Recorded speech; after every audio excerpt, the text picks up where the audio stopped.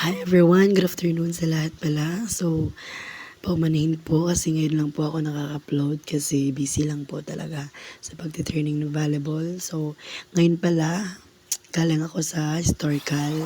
So, pinuntahan ko yung mga classmate ko dito sa Gmall ng Tawang City. So, ayan, nandito na naman kami sa Argos naglalaro dahil birthday ng classmate ko, si Mayumi Miranda. Shoutout sa'yo!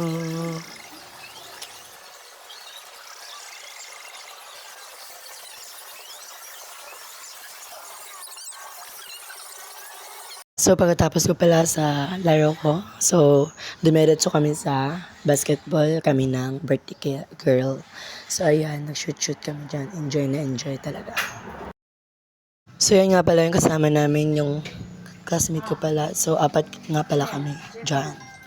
So, ayan, nandito kami sa grocery ng Gmall sa ibaba. So, bibili kami ng mapagkain para sa i-park dadali namin mamaya.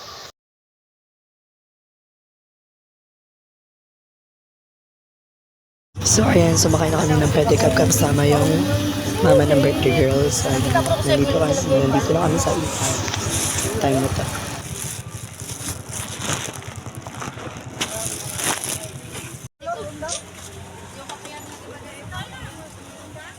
So nadim dear mi sa e-park.